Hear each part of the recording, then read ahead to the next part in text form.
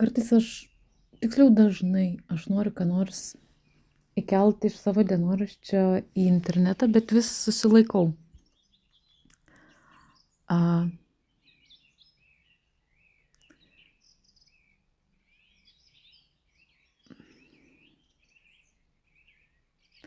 Toks jausmas, kad pastaruoju metu atėjo toks metas, kad pagaliau leidžiu būti tai daliai savęs, kuri nenori nieko daryti. Ir kuri leidžia savo nedaryti to, ko nenori. Ir supratau, kad aš kartais tiesiog nenoriu nieko. Ir supratau, kodėl man taip yra. Man tai pasidarė dar lengviau leisti savo. Tai noriu apie tai pradėti garsiai šnekėti internete, nes man atrodo, tai surezonuotų su daug žmonių.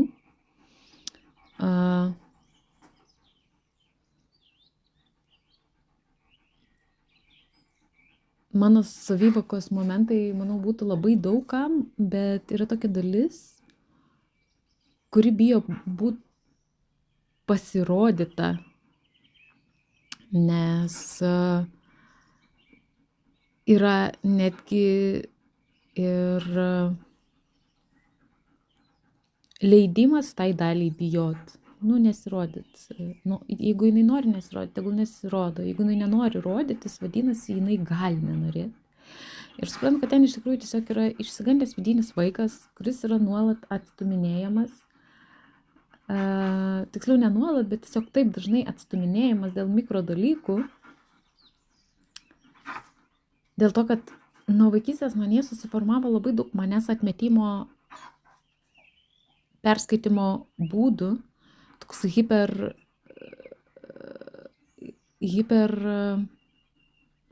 akylumas, kaip kiti mane supranta.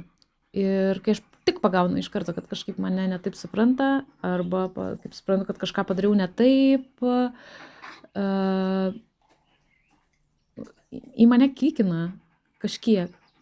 Kartais tai būna trumpai ir labai greitai pasileidžia, o kartais tai kikina taip stipriai, kad man reikia nueiti į tualetą pakvėpuoti.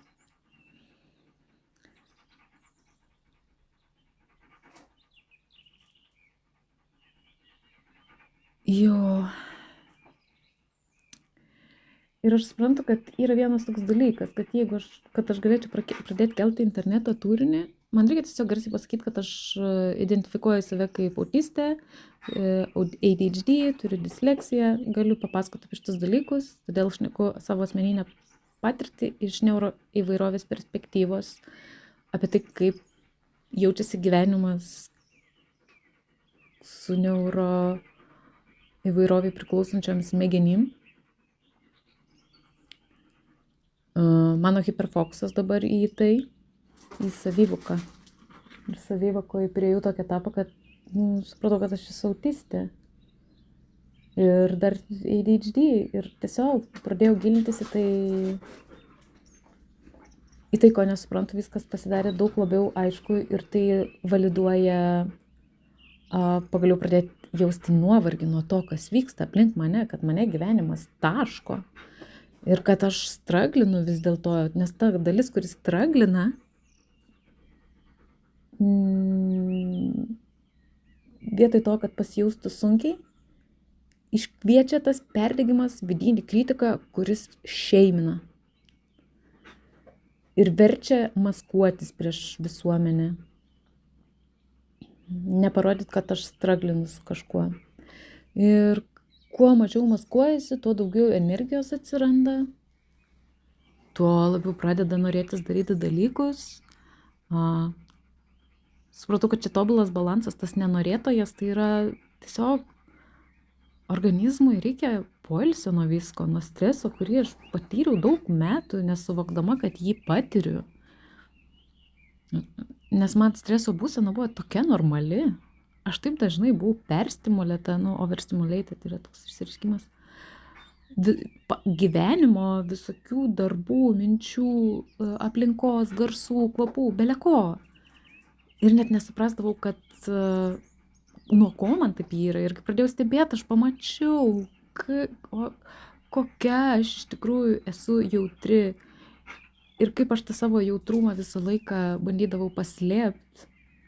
Nes aš buvau daug kartų sugėdinta. Oi, čia perdedi. Ai, kam tu taip laikaisi? Nu, va tokie visokie. Ir visi tie pasakymai, nu, man jie, nu, aš jais kaip ir patikėdavau, tai įsidėkdavo man jie kaip vidinių kritikų, kas neleisdavo man rodytis. Ir šitą išsigydyti, ta prasme, čia yra beleką sunku. Čia yra,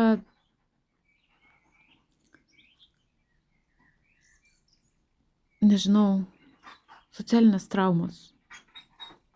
Gal labiausiai tiktų pasakyti. Jo, ir visai pradėjau kitaip suprast autistiškų žmonių tą tipo socialinius sunkumus, kai ten tipo turi socialinių sunkumų. Aš puikiai socialiai valdžiausi, ta prasme turėjau tipo labai netgi tipo tokį visai pakankamai atvirą ir gerą ryšį su žmonėm, bet už to būdavo labai daug ir maskavimuose. Niekada ne iki galo nebūdavau savim, neleisdavau savo. Jo, ir visai geras dalykas yra išsilaisvinti. Nebesigėdit to, dėl ko anksčiau buvau gėdinama ir gėdijausi. Ir dabar, net jeigu kas nors bando mane sugėdinti, aš reaguoju visai kitaip. Mano reakcija pasikeitė. Mano ta dalis, kuri buvo užspausta, jinai nebegrįž ten, kur buvo. Tai va, ir kiek yra daug sunkumų ir pasimato, kad taip kaip galvojau, kad bus, kad taip ir būna.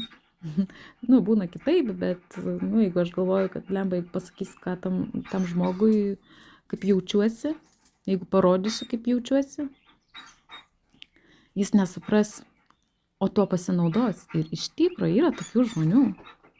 Ne veltui man nesinorėdavo rodytis, kaip jaučiuosi, nes iš tikrųjų kai kurie žmonės tai naudoja. Čia dar vienas dalykas, kuris skatina slėptis. Ta prasme, kai suvokiau apie manipulacijas, tam tikrą prasme suvokiau šiek tiek pagaliau, kame aš straklinau, kad aš tiesiog, kai suvokiau apie manipuliaciją, aš pagalvojau, ant kiek aš nesigaudžiau gyvenime, ant kiek mane manipuliavo, ant kiek aš užsiminėjau manipuliacijom. Ir kai išsiryšo, aš, pavyzdžiui, suvokiau Karpmano trikampį, įsigilinau į jį, supratau, kaip jis veikia, jo tą dinamiką, pradėjau per visą tą stebėti santykius, bendravimą su žmonėms, save, ir pamačiau tiek daug dalykų, ta prasme, kurie mane išlaisvino kaip nuo durnės, mane išlaisvino, kad aš esu durna, kad aš esu nenuovoki, kad aš kliedžiu.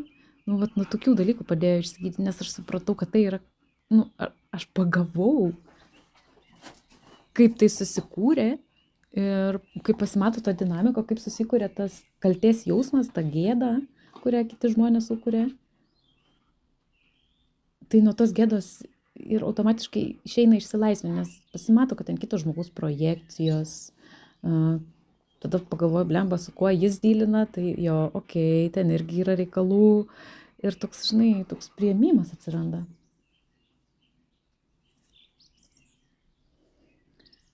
Tai gaunasi dabar taip, kad yra žmonių, su kuriais aš nebebendrauju, nutrūko ryšys. Buvo labai skaudu, daug išgyvenimo buvo, visko ten, visi pasąmoniniai sluoksniai atidengė labai daug ir labai skausminga visą tą pamatyti iš tikrųjų yra. Išgirsti iš žmonių tai, ką jie galvoja, ir suvokti, kad mano nuojauta, kad jie taip apie mane galvoja, buvo teisinga. Ir kai suprantu, ir ką, kad jie taip galvoja, bet taip nėra. Aš nesu tai, kuo jie mane laiko.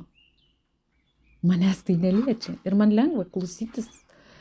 Dabar, jeigu kažkas kažką manęs pasako tokio, kas būdavo anksčiau sunku, dabar yra lengva. Daug lengviau.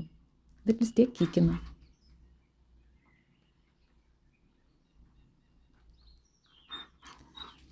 Ir supratau, kad kikina tuo metu, kai aš esu pavargus. Kad dar įtakoja ne tik tai bendravimas, bet ir pasaulis su savo garsais ir kvapais ir pojūčiais ir temperatūrom ir viskuo ir šviesom.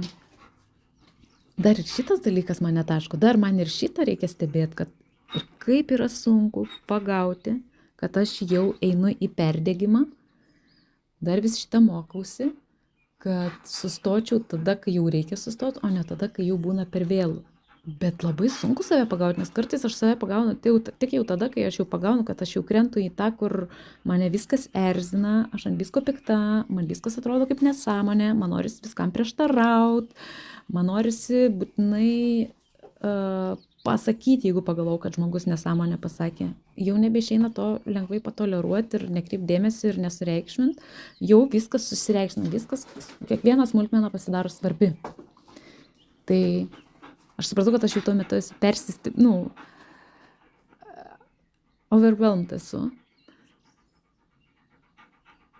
Tai dabar aš jau suprantu, bet kada tai prasideda? Kartais tai prasideda per akimirką realiai. Užtenka kartais vieno sakinio, kuris kikina labai stipriai. Kažkokia trauma paliečia, kuri dar tokia neapžiūrėta ir kikina beleką kartais. Kartais vienas žodis gali ištrigrinti. Gali žmogus šnekėti beleką, bet pasakys vieną žodį ir jau man tas žodis šiuo metu tai nepatiko ir aš būtinai bandysiu išsiaiškinti, kaip žmogus suvokia tą žodį, nes arba jis vartoja netinkamam kontekste tą žodį ir kartais nebėra resursų tiesiog jį išklausyti, tiesiog pradės girdėti vien klėdesis toks jausmas, aš jau nebeįsijungia man empatija tam žmogui, toks, kad aš jau jo nebesiklausau, man norisi nuo jo gintis. Jo, ir dar tokį dalyką supratau, kad labai daug žmonių tiesiog veikia irgi šitam režime, tam streso. Ir pastoviai yra gynybiniam režime. Ir aš juos taip suprantu, bet jie taip ir užknisa. Ir aš suprantu, kaip aš anksčiau irgi užknisdavau, kaip prisiknisdavau prie ko nors. Arba negalėdavau paaiškinti. Bet, pavyzdžiui, kad aš negalėdavau paaiškinti tam tikrų dalykų, tai būdavo todėl, kad mano komunikacija sutrinka, kai aš esu perstimuliuota, kai man visko yra per daug. Kartais man darosi sunku išreikšti mintis, aš nebesuprantu, atrodo galvoju vieną, sakosi kitą, atrodo girdžiu vieną, nesuprantu, ką ten sako, kūrėsi iš karto kitą, nes bando, ta prasme, ten toks viskas kaip sulėtintam filme ir man atrodo, viskas per daug greitai keičiasi. Per daug greitai keičiasi temos, per daug greitai, nežinau, per daug garsų vienu metu atrodo, aš jau nebegirdžiu, atrodo, jeigu eina telikas ir šneka žmogus, aš pradedu nebeatskirti. Kartais būna atskiriu ir puikiausiai galiu net su teliku klausyti žmogaus. Bet jau kai būna visko per daug, aš jau nebegaliu. Tai gaunasi, kad mano gebėjimai sutrinka funkcionuoti. Ir kai sutrinka mano gebėjimas funkcionuoti, taip kaip aš galiu funkcionuoti, kai aš būnu pailsėjus, kai būnu resursė, žodžiu. Tai yra du skirtingi dalykai.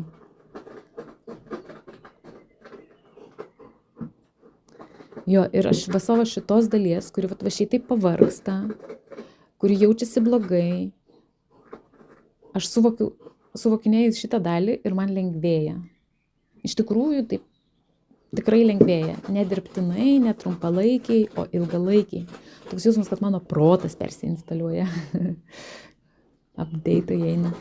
Tik vieną kartą, kai kažką suvokiu, kažkas update'inasi, toks jausmas. Ir darosi patogiau tai naudoti, tai kažkaip nebestringa, nebeišlenda, kada nereikia. Toks kažkaip viskas susihormonizuoja. Tai pradėjau savo emocijas žiūrėti kaip į objektus, kuriuos reikia išsiaiškinti. Tai supratau, kad čia yra toksai visai geras žaidimas, aš tokį biškį detektyvą žaidžiu su savo protu, žiūrėdama, ką man jausmai pasakoja. Čia yra toks, kaip suprantu, didžiulis kognityvinis darbas su savim. Aš įsiminėjau kaip savigyda gaunasi, žaisdama tą detektyvą. Pasirodo, tai gydo. Gydo iki gelmių.